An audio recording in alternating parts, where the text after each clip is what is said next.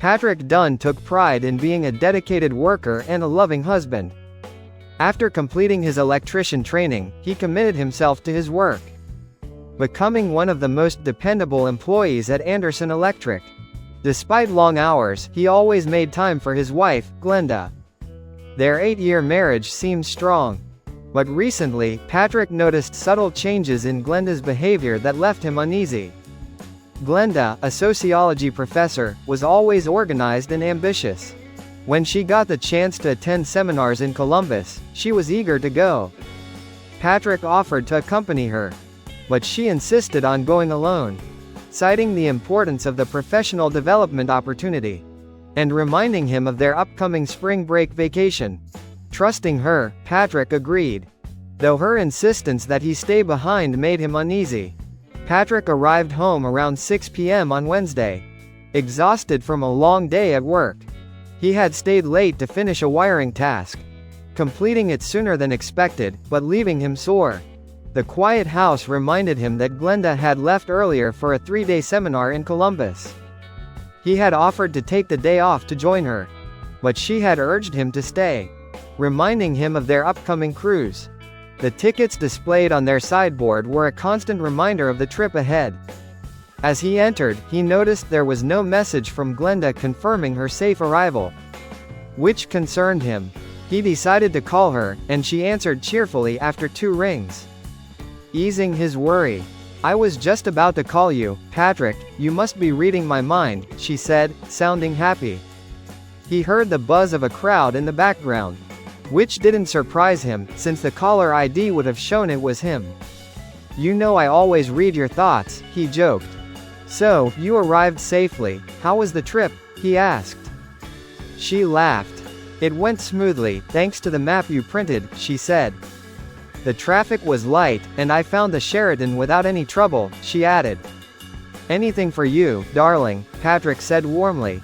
"I even thought about asking my boss for time off to join you," he continued. "No, you're not coming here," she quickly replied, her voice a bit sharp before softening. "We agreed to wait until spring break to go somewhere together," she said. "Just teasing, Glenda, I didn't ask him," Patrick responded, though her strong reaction troubled him. "I'll stay home and behave," he said. "I'm glad to hear that," she said, sounding relieved. "It's going to be a busy week with seminars, so we wouldn't have much time together anyway," she added. "Is there something you wanted to talk about?" she asked. "Oh, I can't find my travel bag with my sewing kit and lint brush," Patrick said. "Could you check the bedroom? If it's not there, maybe it's in the car trunk," he asked. "Sure, hang on," Patrick said, heading to the bedroom. He found the bag on the dresser and picked up the portable phone. "Found it, it's on the dresser," he said. "Thank goodness," she said. "I didn't want to go to the garage to look for it," she continued.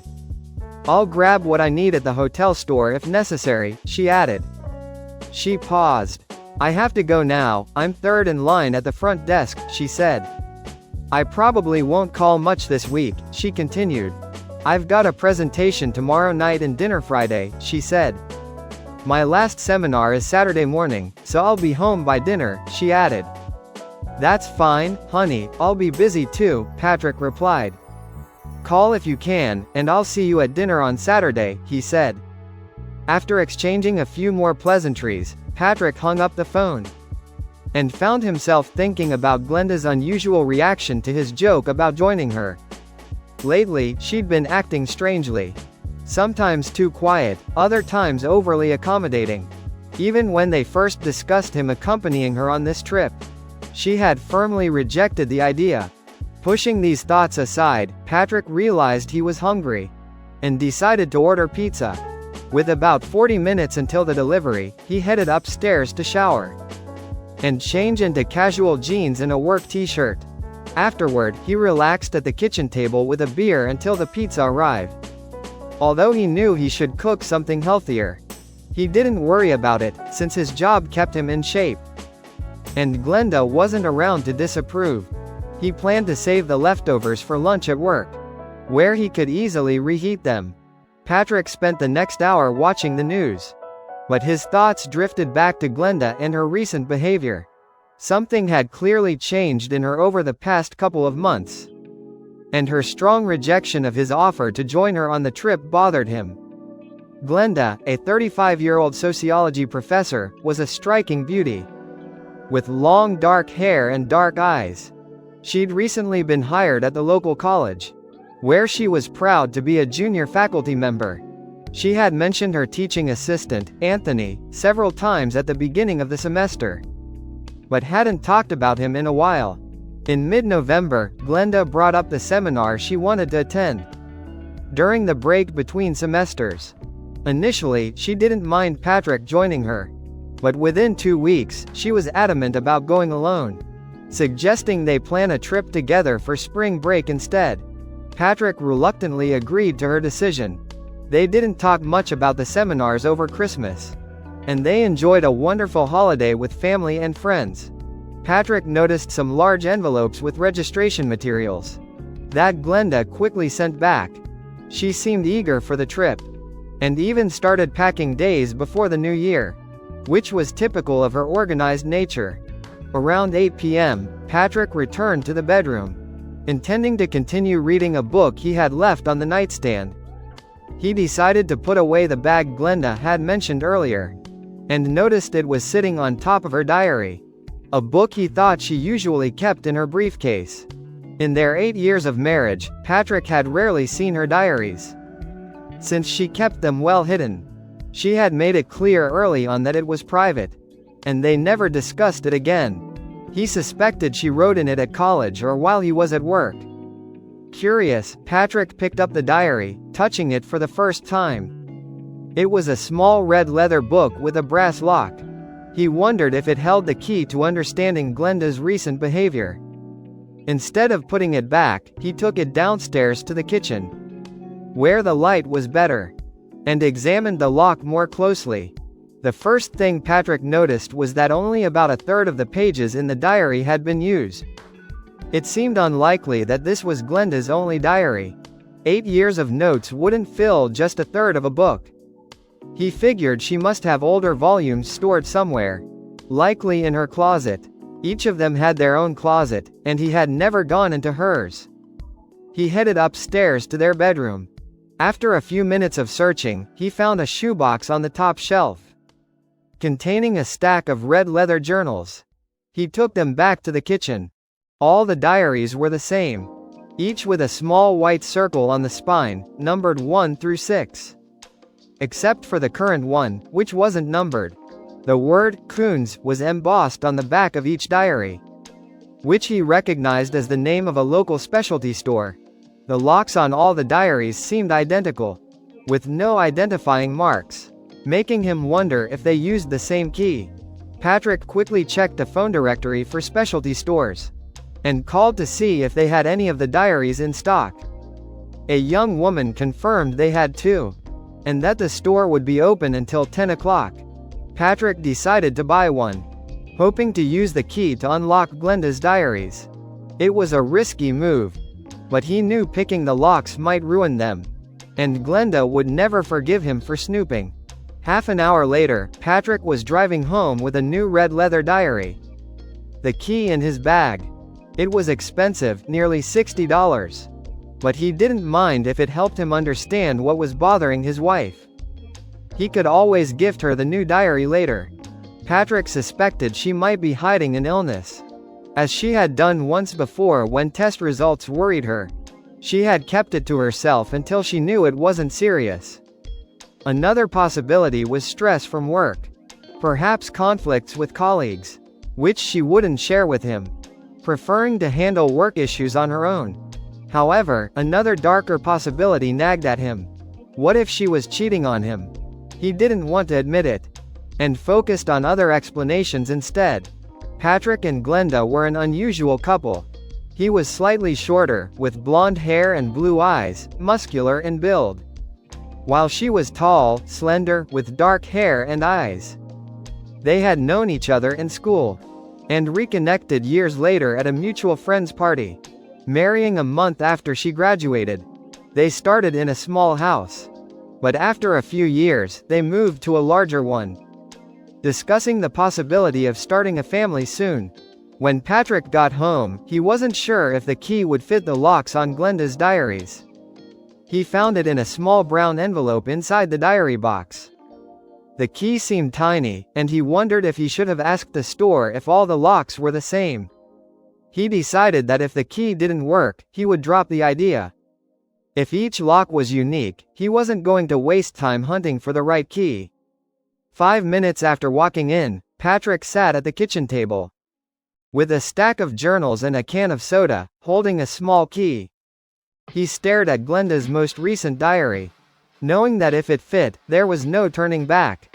He hesitated, worried about betraying her trust. But concern for her health and nagging doubts pushed him to unlock the diary. The key fit perfectly. And as he read the latest entry, his face turned pale. And his eyes welled up in shock. Patrick stood up, walked to the sink, and squeezed the soda can until it overflowed. Realizing his hand was sticky, he washed up, and then carried the journals and key to the living room. He placed the books on the nightstand, turned on a lamp, and settled into his chair. He opened the 7th diary to the first page, determined to understand how everything had gone wrong. The first entry was dated early June, over 6 months ago. As he read through the summer entries, which spoke of happiness and contentment in her life, marriage, and career, he felt no comfort, knowing the painful ending that awaited him. This knowledge tainted everything he read. In early September, he found an entry that seemed relevant.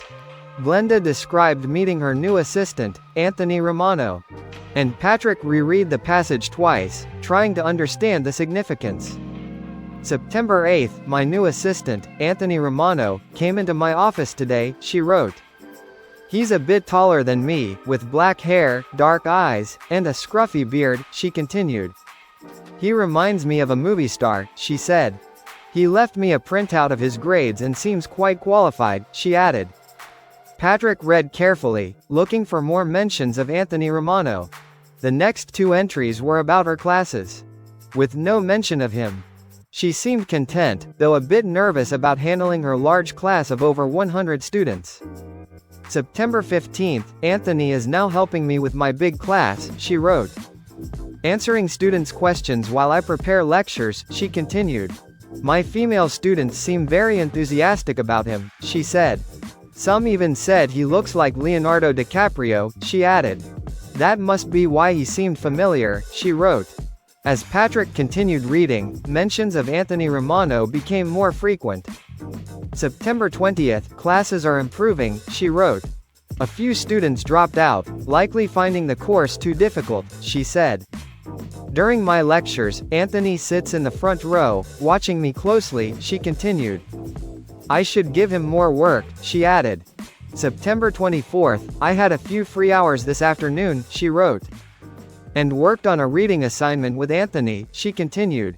We got a lot done together, making copies and selecting articles, she said. She also mentioned wanting to talk to Patrick about having children. The first time she brought up the topic. September 30th, I caught Anthony watching me during the lecture again, she wrote. I frowned at him, but he just grinned and kept staring, she said. After class, female students flocked to him with questions, she continued. Seemingly more interested in him than in the lecture, she said. Overall, my students are doing well, she added. And I'm feeling the pressure of being a professor, she wrote. Wanting to ensure their success, she continued. The following entries showed her classes were going well. And she was happy and optimistic. She also mentioned her determination to discuss having children with Patrick. And they had agreed to wait until the end of the school year to start trying. October 8th, I'm so excited, she wrote. Patrick and I have decided to have children, she continued. And I'll go off the pill after the spring semester, she said. I told Anthony, and he was happy for us, she added. He hugged me tightly in my office, catching me off guard, she wrote. I had to gently push him away and remind him the door was open, she said. October 10th, Anthony came to my office today, she wrote. And I'm a little worried, she continued. I didn't see him come in until I heard the door close and lock, she said. He smiled and said, now no one can see us, she wrote. I told him to open the door, which he did, she continued. But it made me wonder about his intentions, she said. October 11th, Anthony helped me prepare quiz questions today, she wrote. He apologized for locking the door yesterday, and I told him it was fine, she said. When I asked why he was so interested in me, she continued. He said he preferred the company of mature women over girls his age, she wrote. I told him I was happily married, but I have to admit I was flattered, she said. October 13th, I expected Anthony to come by today, but he didn't, she wrote. I was a little disappointed because I wanted to discuss his interest in mature women further, she said. October 15th, Anthony came into my office while I was meeting with students, she wrote. I hoped he'd stay until they left, but he left after I finished with the last group, she said. October 16th, today I finally talked to Anthony, she wrote. He asked if he could close the door, and I agreed, she continued. When I asked why he preferred mature women, she said. He shared that his first sexual experience was with a 40-year-old widow, she wrote. And he feels that women his age don't know what they want, she continued. While we talked, he came up to me and hugged me, she said. I let him hold me for almost a minute before gently pushing him away, she wrote. Then he surprised me by kissing me and leaving without a word, she said. I realized I should have stopped him and reminded him I'm married, she continued. But I didn't, and now I keep replaying the moment in my mind, she wrote. Patrick was deeply concerned, realizing Anthony was testing boundaries. And Glenda wasn't responding as he thought she should. He grabbed a fresh soda, ready to continue reading. About what seemed like the seduction of his wife. October 20th, late this afternoon, as I was leaving the office, she wrote. Anthony showed up and asked if I was busy, she continued. When I said no, he locked the door behind him, she said. And ignored my request to open it, she wrote. He confessed he'd been thinking about me constantly, she said. And asked for a birthday kiss, she continued. I agreed, thinking it would get rid of him, she said. But I regret it now, she wrote. I apologized for not having a birthday card, she said. And he just laughed, saying his birthday was in July, she continued. I should have been angry at his deception, but I wasn't, she said. I'm afraid he's starting to influence me, she wrote. And I need to be more careful around him, she added. The next few entries didn't mention Anthony, as Glenda was busy grading tests and essays. Patrick found it odd that Anthony wasn't helping with these tasks. But the diary didn't explain why. October 30th, for the first time, I don't know how to describe my day, she wrote. I'm scared Patrick will see right through me when he gets home, she continued. It started when Anthony came into my office this afternoon, she said. I was reading and didn't hear him come in, she wrote. He locked the door, and I didn't say anything, she said. He took my hands, lifted me from my chair, and started kissing me, she continued. Before I could react, she wrote. I'm ashamed I didn't stop it, she said. He smiled and said, don't try to say you didn't like it, she continued. I didn't respond, and he said, I knew it, she wrote. I told him to leave, but he just smiled and said he'd see me tomorrow, she said. I know I'm not handling this situation well, she continued. Maybe I should talk to Patrick, she said. But I'm afraid he won't like how I've let this happen, she wrote. The worst part is, I find myself thinking about Anthony from time to time, she added. Patrick read this entry 3 times. Growing angrier each time. Realizing how close he was to losing control if Anthony were in front of him. November 2nd, I think I finally stopped worrying about Patrick figuring out what happened, she wrote. That first evening was the hardest, she said. Every time he looked at me, I was sure he would see right through me, she continued. When he asked if something was bothering me, I denied it, she said. And he believed me without question, she wrote. I realized how easily I could hide things from him, she said. I hope I never have to do this again, she added. November 6th, it's been a few days since I last saw Anthony alone, she wrote. He was at a lecture, helping me, and I noticed him still watching me, she said. When he caught my eye, he smiled, and I'm sure I blushed, she continued. For the first time, I'm worried about how I'll handle it when he comes to my office alone again, she wrote. November 8th, Anthony came into my office today while other students were present, she wrote. As he walked out, he blew me a kiss and grinned, she said. I don't think the others noticed, she continued. But I wish he'd be more discreet, she wrote. I received an invitation to seminars in Columbus after the new year, she said. And I'm considering going, she continued. I ordered more information, she added. November 9th, yesterday was another difficult day, she wrote. I'm unhappy with both Anthony's behavior and my own, she said. And I'm worried about where this is heading, she continued. I had some free time this morning when Anthony entered my office without me noticing, she wrote. He ignored my request to open the door, she said. When he tried to lift me from the chair, I resisted at first, she continued. But soon gave in, she wrote. What started as a kiss turned into something more, she said. And I got caught up in the moment, she continued. Afterward, I ran to the bathroom, upset, she wrote. And thinking about how angry Patrick would be if he found out, she said. Anthony followed me in, said he wouldn't apologize, she continued. And hope we could do it again, she wrote. I couldn't bring myself to tell him no, she said. Surprisingly, I managed to act normal with Patrick when he got home, she continued. Even though I was still affected by what had happened, she said. We made love, and it was as good as ever, she wrote. Which made me wonder if I was trying to prove something to myself, she added. Patrick felt another surge of anger reading this. Realizing how deeply the situation had escalated, he continued reading, noticing no mention of Anthony for the rest of the week. Glenda seemed focused on the semester ending. November 17th, I don't know what's wrong with me, she wrote. Anthony has a power over me that I never expected, she said. He came into my office today, and I told him we needed to talk about what happened last time, she continued. I explained that it was wrong, she said. Reminding him that I'm happily married, she continued. And that my career could be at risk, she wrote. He just smiled and nodded, she said. Then he asked if I wanted to lock the door or if he should do it, she continued. I was speechless, and he went ahead and locked it, she wrote. We've crossed a dangerous line, she said. And I'm torn, she continued. Part of me knows I should stop him, she said. But another part feels we haven't done anything truly terrible, she wrote.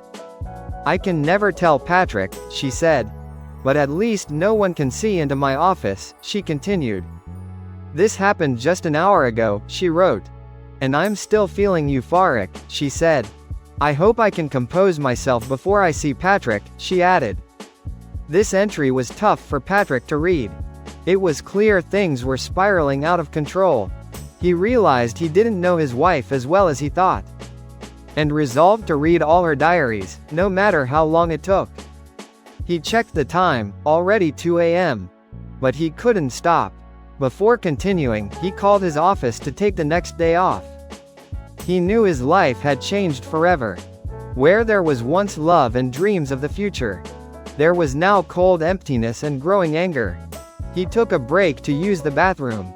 And grabbed another soda from the kitchen. Despite the late hour, he didn't feel tired. His mind racing to process everything he was reading. He checked his watch again. Realizing it had only been 8 hours since he last spoke with Glenda. When his suspicions first began to arise. November 22nd, Anthony came to my office today, she wrote. But I kept the table between us, she said. He didn't try to lock the door or make any advances, she continued. I felt so guilty lately that I couldn't let him touch me, she wrote. I think he sensed my determination to stay on track, she said. I hope I can keep this up, she added. The next few days didn't mention Anthony. Glenda felt optimistic as the semester was ending. With just a couple of weeks left. November 23rd, I told Patrick about the workshops, she wrote. And he was supportive, she said. Even offering to take time off to join me, she continued. I'll need to think about this, she wrote. We could find things to do when I'm not in class, she said. Apparently, Glenda's decision to go alone changed between November 23rd and mid-December, which made Patrick uneasy as he continued reading. November 25th, Anthony stopped me in the hallway this morning, she wrote, asking if he could visit our house, she said. I clearly told him no, she continued. Especially when he asked about Patrick's night trips, she wrote. He then suggested I visit him at the house he shares with other students, she said. But I refused, she continued. He left me his number in case I changed my mind, she wrote. I mentioned the seminars, and he seemed very interested, she said. Even though they're for teachers only, she added. November 30th, yesterday was tough to write about, she wrote. I feel like I've lost myself, she said. I barely slept, and Patrick noticed something was off, she continued. I've been fantasizing about Anthony lately, she wrote. Even though I don't have feelings for him, she said. When he came to my office today, she continued. He helped me finish exam prep quickly, she wrote. Then he announced he was locking the door, and I couldn't stop him, she said. Afterward, I ran to the bathroom and cried, she wrote. How did I let this happen, she asked. Anthony was gone when I came out, and everything seemed normal again, she said. I spent the rest of the day in tears, trying to make sense of it all, she continued. Maybe I should see a therapist, she wrote. Patrick saw Glenda's regret, but couldn't justify her actions, which darkened his heart as he read. Changing him into someone his friends, family, or even Glenda wouldn't recognize. December 1st, Anthony stopped by to say goodbye before flying home for the holidays, she wrote. He asked if I wanted him to come back early to join me at the seminar, she said. I told him to think about it, since I haven't decided yet, she continued. He said he'd call me in a few days, she wrote. December 8th, today I told Patrick I wanted him to stay home while I attended the seminar, she wrote. Suggesting we go on a spring break cruise instead, she said. He wasn't thrilled but eventually agreed, she continued. I feel awful lying to him, she wrote. I haven't decided if I'll take Anthony with me, she said. But I'm considering it, she continued. I don't love him, I just see him as a sexual partner, she wrote. Spending time with him without rushing could be nice, she said.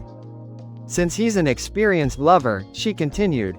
I wonder if he'll call or drop the idea, she wrote. December 12th, Anthony called this morning, she wrote.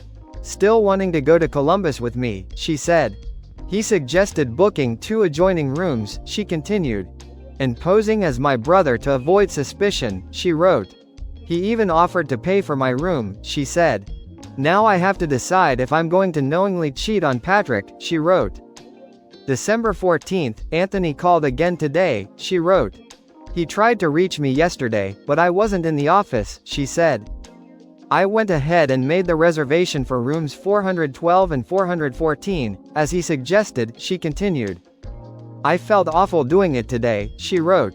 He's going to pay for room 414 with his visa, she said. He seems excited, though I'm not really, she continued. But I guess I'm looking forward to it, she wrote. Anthony is leaving after the spring semester, she said. And won't be in the assistant program anymore, she continued. I hope I won't be tempted to see him again after our 3 nights at the Sheraton, she wrote. I don't know what it is about Anthony that draws me in, she said. Many attractive men have looked at me before, but I never gave in, she continued. He just knows how to push all the right buttons, she wrote. God, I hope Patrick never finds out, she said. It would destroy him, she added. The rest of December's entries only mentioned Anthony once. He called Glenda at home 2 days after Christmas. December 28th, Anthony called me at home yesterday, she wrote. I was shocked to hear his voice, but thankful Patrick was at work, she said. He said he was ready for a man to answer, she continued. And would have asked for Veronica if that happened, she wrote. He wanted to confirm I was still going, she said. As he'd need to return for New Year's to join me, she continued. I told him I would take him, and he got excited, she wrote. I tried to stay calm, but inside I was worried too, she said. I hope this trip will help me move past this, she continued. Before Patrick, I never spent 2 nights in a row with the same man, she wrote. Maybe that's why I agreed to Anthony's plan, she said. I just pray this brings everything to the surface, she added. Patrick glanced at the clock. It was almost 5 a.m. He knew the next entry was the one he had read first after opening the diary. He was almost done with Glenda's last diary, but had already decided to read them all. Even though it seemed she hadn't cheated on him before, he needed to be sure. He wanted to know if there was anyone else to direct his anger toward. Knowing he had a lot to do, he made some coffee before finishing the last page. January 3rd, tomorrow's the big day, she wrote. 3 days of workshops and 3 nights with Anthony, she continued. I'll pick him up before leaving and drop him off on the way back, she said. Thank God Patrick didn't push to join me on this trip, she wrote. I wouldn't have known what to say, she continued. Patrick even found a map online to help me navigate, she said. I checked the mall near the Sheraton, she wrote. And saw there's a Victoria's Secret, she continued. I might buy some sexy outfits for Anthony, she said.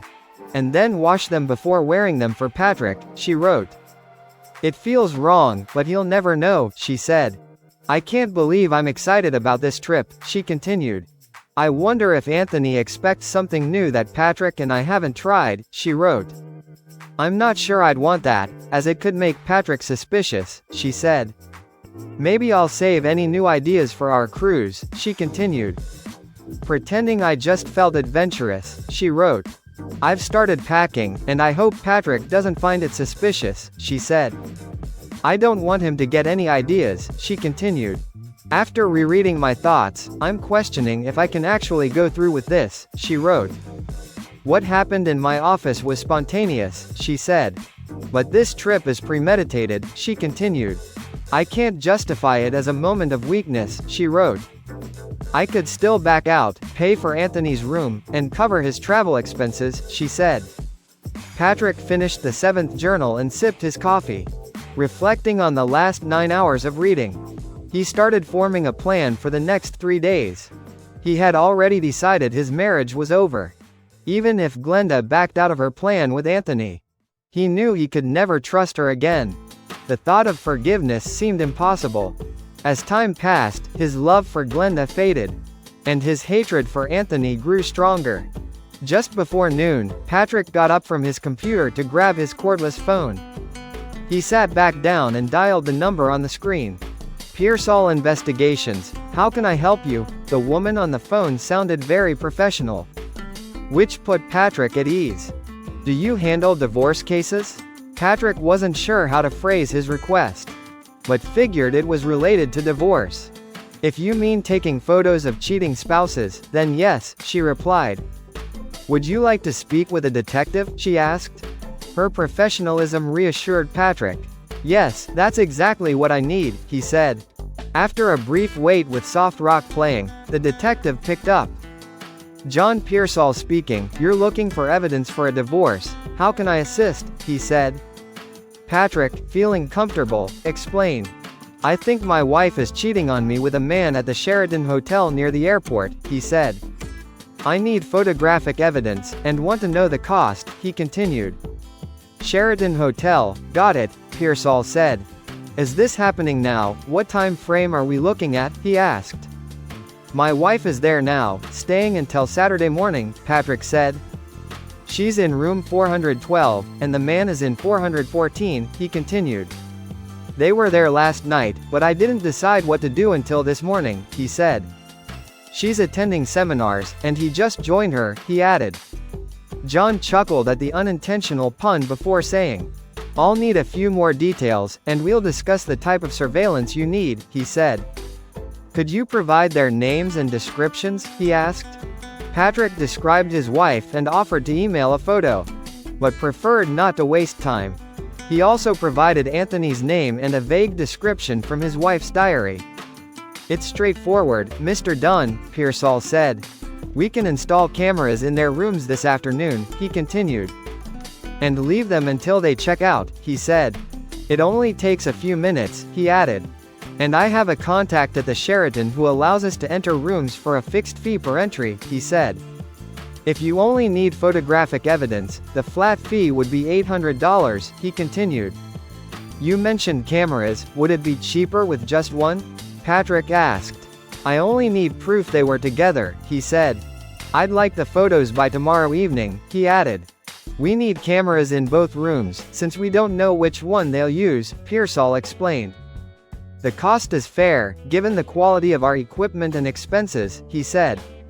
Paying a maintenance person to enter both rooms twice, once to install and once to remove the cameras, adds $100, he added. Sorry, I didn't think about that, Patrick said. I've never done this before, he continued. Do you need payment up front? I can pay by credit card on your site, he asked. Using the website is fine, Pearsall said. When filling out the form, use case number 1N372A to help our accountants, he continued. Once I see your payment, I'll install the cameras and create a DVD with the footage, he said. I'll need your name and address for shipping, he added. Mailing the DVD wouldn't be helpful to Patrick. So he asked, could you hold on to the DVD until I contact you? Right now, I just need photos that confirm they met there, he continued. Nothing explicit, just clear evidence of the affair, he said. You could email them to me tomorrow, and I'll print them, he added. Sure thing, Mr. Dunn, I can take stills from the video, Pearsall said. The DVD will stay on file until you need it, he continued. Patrick provided his phone number and paid by credit card while on the call. The detective confirmed payment, and promised to start installing the cameras right away. Satisfied, Patrick finally gave in to his exhaustion, and fell asleep on the sofa. He woke up in the late afternoon, feeling somewhat refreshed and hungry. After eating leftover pizza, he started reading Glenda's first diary. This time, he read quickly, without needing to reread or dwell on the content. Just as he finished the first volume, Glenda called around 10 p.m. They spoke comfortably, both hiding their secrets. After the call, Patrick realized that just as he was hiding his plans, Glenda was likely doing the same. He wondered if he could ever feel normal again. Before starting the second diary, he reviewed his plans for Friday. He needed to visit the bank and take care of financial matters. He had already quit his job at Anderson Electric, and planned to pick up his final paycheck the next day. By 1 a.m., he finished the second volume. But it took longer because his thoughts kept drifting to what might be happening at the Sheraton Hotel. Exhausted, he decided to get a few hours of sleep on the couch. Not wanting to sleep in the bed he shared with Glenda.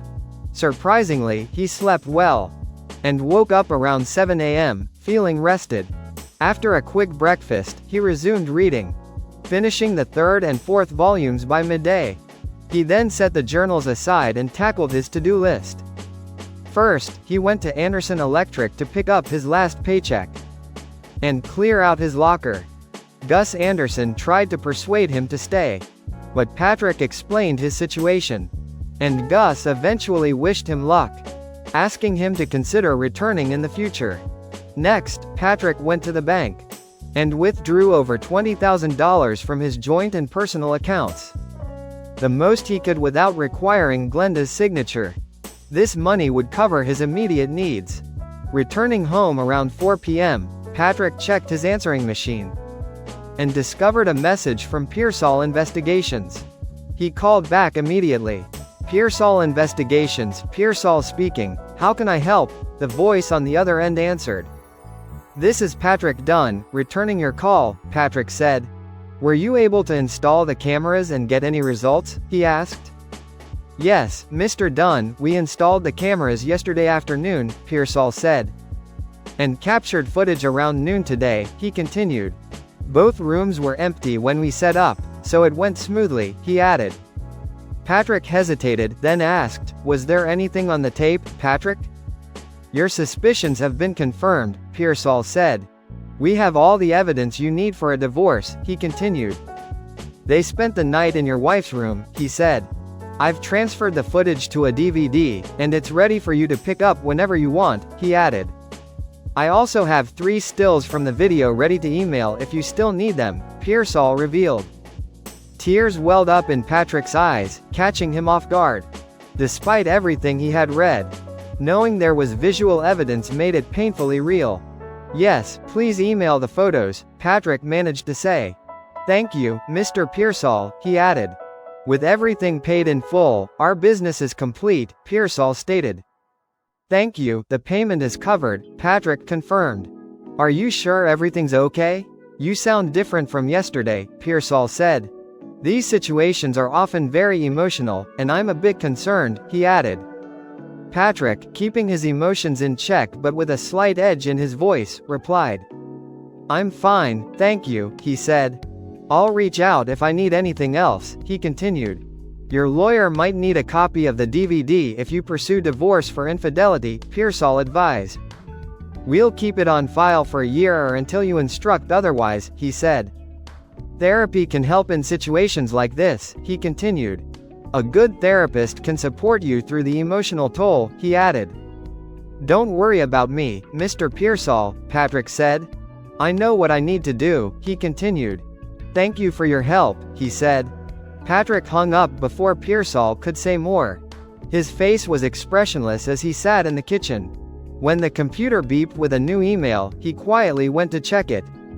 He opened the email from Pearsall Investigations and printed the 3 attached photos on 8 by 10 paper. A few minutes later, he held the physical evidence of his wife's infidelity. None of the photos were explicit, as requested. After a final look, he placed them in a brown envelope on the kitchen table. Then he returned to the chair where he had spent most of the last 2 days and picked up the 5th diary. By midnight, Patrick had finished the last 2 volumes of Glenda's diaries. Reflecting on all 6 volumes, he realized that Glenda had largely met his expectations of her. There were few surprises, and no sign she had ever considered betraying him before. He discovered small secrets that helped him understand past situations, noting her deep insecurities and lack of self-confidence. One thing stood out: her clear, deep love for him, which made her actions with Anthony even more bewildering to Patrick. The real surprise for Patrick was discovering that their meeting at the birthday party years ago hadn't been accidental. When Glenda heard that the birthday boy knew Patrick, she became excited and asked for him to be invited. The rest was history. Reading the diaries kept Patrick so engrossed that he didn't notice Glenda hadn't called. And by then, he was very hungry. As he made a sandwich and drink, his mind was consumed with thoughts of Glenda and Anthony from the night before. These dark thoughts only strengthened his resolve to follow through with his plans. Whether due to the late meal or the images of Glenda and Anthony flashing before his eyes every time he closed them, he slept fitfully. A little after 7 o'clock in the morning, he gave up on sleep and began the day he had been preparing for. He had a lot to do and decided to start early. At 8:30 a.m., he called his brother, Samuel, his only close relative. Though they weren't at odds, they rarely saw each other outside of Christmas. Samuel seemed surprised by Patrick's plan to visit that morning. But fortunately, his family had no other plans. Patrick stayed busy until he arrived at Samuel's house a little after 10 a.m. Knowing the kids would be eager to return to their activities, Patrick called them into the kitchen, where he sat with Samuel while Mary made coffee. Knowing they planned a Disneyland trip for spring break, Patrick gave each child a $100 bill for pocket money. They were thrilled and hugged him in thanks.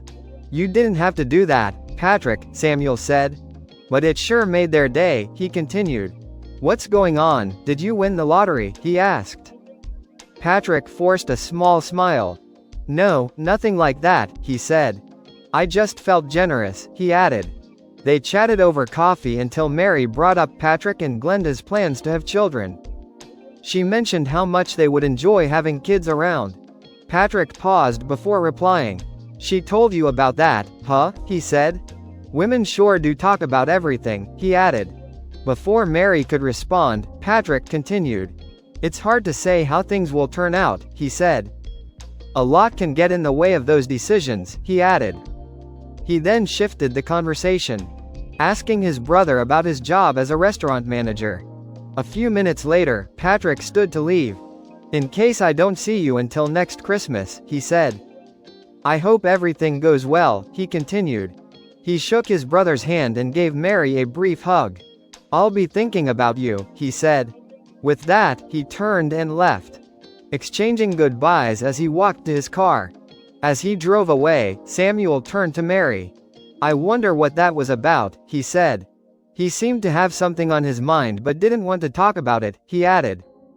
Mary didn't find it unusual. "Patrick's probably just passing time until Glenda gets back from that course," she said. "I remember her saying she'd be gone until evening," she continued. They walked back into the house, hand in hand, discussing their plans for the day. Just before 6 p.m., Glenda Dunn arrived home, surprised to see Patrick's car was gone. Entering the kitchen, she was confused by the silence, as she had planned to meet him right away.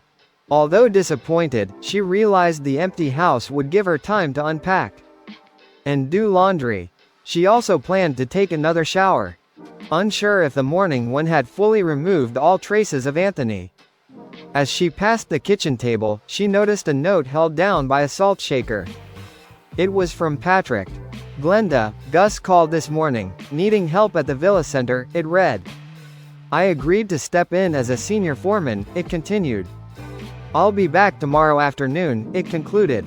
Annoyed by the note, but also relieved to have some time alone, Glenda placed it on the counter and took her suitcase upstairs to start the laundry. Deciding on a long, hot bath instead of a shower, she began sorting her clothes. As she carried the laundry basket to the bedroom door, she noticed her diary on top of the tall dresser. She remembered leaving it there with the emergency bag on Wednesday, and was relieved it was untouched. She had planned to update it during the trip but had forgotten. While the laundry was running, she decided to catch up on her diary before taking her bath. As the washing machine ran, cleaning away the last traces of Anthony, Glenda made herself a sandwich and soup. After eating, she placed the dishes in the sink and tried calling Patrick, using speed dial, when she heard the ringing coming from a basket on the counter. She realized Patrick had left his cell phone at home. "Great, how can I reach you now?" she muttered to herself. Then she returned to the kitchen table and opened her diary. She retrieved the small brass key from her wallet, unlocked the diary, and began writing. January 7th, "Dear Diary, the most intense 4 days of my life are over," she wrote. "And I want to capture everything," she continued. "Some of it won't be easy to write, but it's necessary," she said. "When I picked Anthony up, it was clear he was eager for the trip," she wrote. "He kept trying to touch me during the drive," she continued, "which irritated me until we got on the highway," she said. "As we drove further, I relaxed and began to enjoy his attention," she wrote. "When we arrived, we stopped at the mall before heading to the Sheraton," she continued. "While he went to the pharmacy, I went to Victoria's Secret," she said. "He joined me before I could finish shopping and made several suggestions," she wrote. "I bought one set he liked and two I chose," she continued. "The set he picked was tacky, and after wearing it Wednesday night," she said, "I threw it away in the trash before we checked out," she wrote. "I also discarded 2 other lingerie sets," she continued, "because I didn't want anything to remind me of our nights at the Sheraton," she said. "I know I can't erase all the memories, but I'll try," she added. Glenda continued writing in her diary, her emotions growing as she recounted the past few days. She wrote about how her feelings for Anthony had changed, and how she started thinking about Patrick more. She realized the difference between sex and love, especially after the first night. On Friday morning, she told Anthony through a locked door not to come to her room again. She was relieved to see him with another woman, knowing she wouldn't have to deal with him that night. She also planned how to make amends with Patrick. After finishing, Glenda used her pen as a bookmark, left the diary on the table, and went upstairs to prepare a bath, bringing a cordless phone in case Patrick called. Once the bath was ready, she added bath oil, lit candles, and relaxed in the warm water. She nearly fell asleep. but suddenly felt like she was being watched. She opened her eyes and looked toward the bedroom. But no one was there. She resumed relaxing, thinking about how to make up for her affair. An hour later, feeling refreshed, Glenda returned to the kitchen, put the clothes in the dryer, and sat down to reread her diary entry. She was momentarily confused when she couldn't find her pen, but then noticed it on the counter near the wicker basket. She retrieved the pen, opened the diary, and began reading. On Sunday morning, Glenda woke up ready for a fresh start. She cleaned the house, showered, and dressed in an outfit she knew Patrick liked. By noon, she was at the kitchen table with a cup of coffee, a roast beef cooking in the oven. Her thoughts were interrupted by a knock at the door. To her surprise, two large men stood there. One, a young uniformed officer with his hand on his holstered pistol. The other, an older man in a suit, holding out his police ID. "I'm Detective Rankin, and this is Officer Reynolds," he said.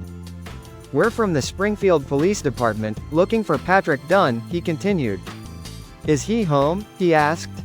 Glenda, relieved, quickly replied. "Patrick is at work," she said. "I was worried something happened when I saw you," she continued. "I'm his wife, maybe I can help," she said.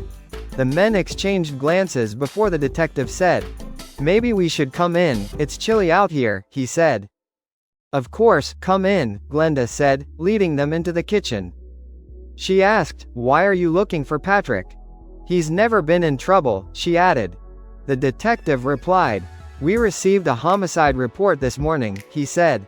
"The call was traced to your husband's phone," he continued. "We're working with his carrier to pinpoint his location when the call was made," he said. Relief returned to Glenda's face. "There must be a mistake," she said. "I tried calling Patrick last night and found his phone here at home in that basket," she continued. She pointed to the wicker basket on the counter. The detective, skeptical, asked, "Can I check his phone?" He walked to the basket, looked through it, and then returned to the table. "I don't see a phone here, Mrs. Dunn," he said.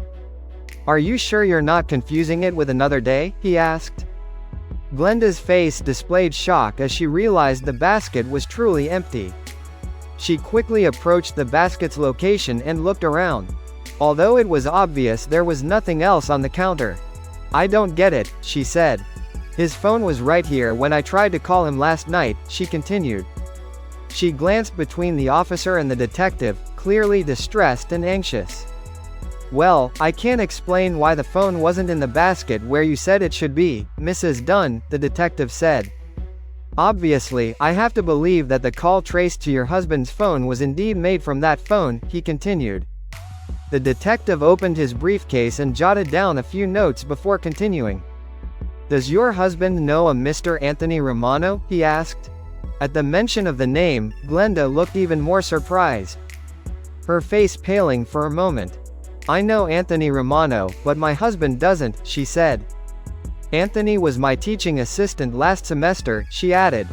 The men exchanged looks before the detective asked, "So, there's no reason your husband would have an issue with Mr. Romano?" he said. "Are you sure you didn't know him?" he asked. Glenda looked panicked as she responded. "No, Patrick never met Anthony," she said. The detective made a few more notes before looking at her and saying, "Well, your husband seemed to know Mr. Romano well enough to report his homicide." Glenda was so stunned by the statement that she sat down at the table. Before saying, "Anthony is dead? He was on the trip with me, and I dropped him off at his house around 5:30 last night," she continued. "How could he be dead?" she asked. Detective Rankin sat at the other end of the table before asking, "What was your relationship with Mr. Romano?" he said. "Could it have given your husband a reason to eliminate him?" he asked. Glenda's face paled as she replied, "Anthony was just an older student who was my teaching assistant," she said. "And there was no reason for my husband to do anything to him," she continued. Although she said this, her tone was unconvincing. The detective let her sit in nervous silence for nearly 30 seconds before continuing. "When we arrived at the address your husband provided," he said, We found evidence that Mr. Romano had been attacked at the entrance to his home, he continued. In the hallway, we found a travel bag and signs of a struggle, he said. Glenda began to quietly cry as the detective described the scene at Anthony's house. The estimated time of death was between 6 o'clock and 8 p.m. yesterday, he said. Glenda interrupted, saying, Patrick would never do that to anyone. He's not like that, she added. Her crying had almost stopped, but it was clear she was more angry than upset. The detective checked his notes again before continuing. According to state records, your husband is licensed to carry a .25 caliber semi-automatic pistol, he said. One of the bullets that struck Mr. Romano was recovered from the chair he was tied to, he continued. And our technicians have preliminarily identified it as a .25 caliber bullet, he said. The question of motive also remains, he added. Detective Rankin took 3 photocopies from his briefcase and placed them on the table in front of Glenda. These are copies of 3 photographs found at the crime scene, he said. Their location on the table next to Mr. Romano suggests he was shown these photographs before his death, he continued. I think you haven't been completely honest with me about your relationship with Anthony Romano, he said. Or your husband's interest in him, he added. Glenda picked up the 3 photocopies and looked at them in shock as the detective spoke. Realizing what was in the photographs, she began to cry even harder. Saying, no, Patrick couldn't have known. The detective was about to continue when he received a call on his cell phone. He spoke very little during the 3-minute conversation, mostly taking notes. Glenda sat quietly, crying into her hands. When he finished the call, the detective looked at Glenda. Your husband's call was traced to Windsor, Ontario, he said. The local police found his phone, along with his credit cards, he continued. And a .25 caliber pistol registered to him in a trash bin in the Walmart parking lot, he said. There was no sign of him or his car, he continued. Although his car's license plates were also found in the trash bin, he said. They think he may have stolen a license plate from another vehicle in the parking lot, he continued. To blend in with Ontario traffic, he added. This news brought no comfort to Glenda. And she continued to cry inconsolably. After watching her for a few minutes, the detective pulled out another photocopy from his briefcase and placed it in front of her. It was a copy of a photograph of a small brass key next to a ruler. This key was found at the scene, he said. We don't know what it unlocks, he continued. Do you recognize it, he asked. Glenda looked at the photo, then quickly grabbed her wallet. After a few seconds, she pulled out the diary key and held it next to the photo. Realizing they were identical, she completely lost her composure, sinking into a chair. The only words she could manage were, "Diary, Patrick." The 2 men stayed with Glenda for almost 15 minutes, waiting for her to calm down. They managed to convince her to call someone to come and be with her. When her sister confirmed she'd arrive within a few minutes, the detectives finally left. As Officer Reynolds walked to their car, he asked, "Do you think he'll be caught quickly?" he said. Detective Rankin replied, "It depends on how well he can hide in the next couple of weeks," he said. "He hasn't committed any crimes in Canada," he continued. "So I'm not sure how actively the local police will look for him," he said. "It's not like he's a serial killer," he added. "If he can keep a low profile," he continued, "the longer he's free, the less likely he is to be caught," he said. "If he's still at large in 6 months," he added, "we may have to request TV coverage of the case," he continued. "Some of those most wanted shows are pretty effective," he said. Officer Reynolds considered this for a few seconds before asking another question. "What do you think about her story with the cell phone?" he said. "It seemed like she really believed the phone was there yesterday," he added. "Yes, I agree, I don't think she was lying or confused," Rankin replied. "I suspect he returned home," he said. "But for some reason didn't follow through with his intentions," he continued. "He probably saw the phone and decided to take it with him," he added. The young officer looked puzzled. "But if he was home, why didn't he let her know?" he asked. It seems strange he just came back for the phone, he said. Detective Rankin stopped and looked at the junior officer. Think about it, he said. Patrick Dunn had just eliminated her lover and was returning home, he continued. The only reason I can think of for him to return, he said, is to eliminate her too, and maybe himself, he added. I don't know what changed his mind, he continued. But I don't believe for a second that he just went back for the phone, he said. Reynolds nodded slowly, considering the detective's words. I imagine Mrs. Dunn will eventually realize how close she came to losing her life, he said. And wonder why it didn't happen, he added. I wonder how she'll cope with that, he concluded.